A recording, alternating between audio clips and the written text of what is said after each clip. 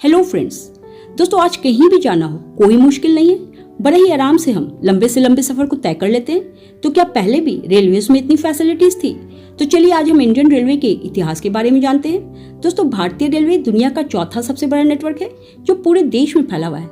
दोस्तों भारतीय रेलवे द्वारा 3 तरह की सेवाएं जनता को दी जाती है, जिनमें express train, mail, express mail और पैसेंजर ट्रेन शामिल है। और अगर किराए की बात करें तो पैसेंजर ट्रेन की किराया सबसे कम होती है। हालांकि भारत में रेल सेवाएं 1830 के दशक में शुरू हो गई थी, लेकिन भारत में पहली ट्रेन यात्रा 16 अप्रैल 1853 को बॉम्बे और ठाणे के बीच हुई थी, जो कि 34 किलोमीटर की थी और इसे सिर्फ 45 मिनट लगे थे तय करने में। फिर दोस्तों ईस्ट इंडिया कंपनियों को यह एहसास हो गया था कि भारत सोने की चिड़िया है और यहाँ व्यापार के लिए, आवाजाही के लिए रेल यात्रा को बढ़ाना जरूरी है।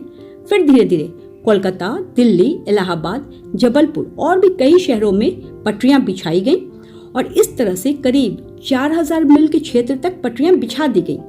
फिर 1857 तक ब्रिटिश हुकूमत ने रेलवे को नियंत्रित करने के लिए बाहरी ठेकेदारों को काम पर रखना शुरू कर दिया और 1880 तक रेल प्रणाली की लंबाई 9000 मील तक पहुंच गई थी।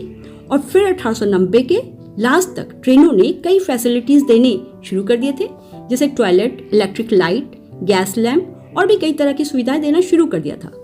फिर 1895 तक भारत ने अपने खुद के इंजनों का निर्माण भी शुरू कर लिया था और 1991 तक इंडियन रेलवे ने लाभ कमाना शुरू कर लिया था। और फिर 1907 तक सरकार ने सभी मेन लाइनों को खरीद लिया। फिर उसके बाद पहली इलेक्ट्रिक ट्रेन का उद्घाटन हुआ, जो 3 फरवरी 1925 को बॉम्बे और कुर्ला के बीच चली।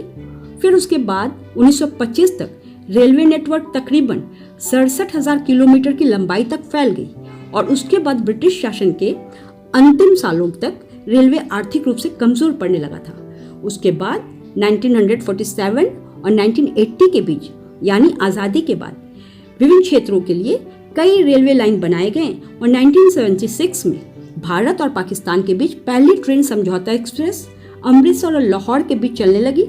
और ये दौर भारतीय रेलवे का सबसे अच्छा दौर था। फिर 2000 से 2019 तक के दौर में रेलवे काफी तरक्की कर चुकी थी।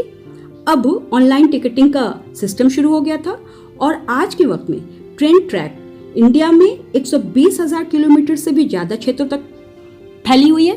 तो दोस्तों ये थी इंडियन रेलवे के बारे में छोटी सी जानकारी। अच्छी लगी हो तो लाइक, शेयर, सब्सक्राइब जरूर करें।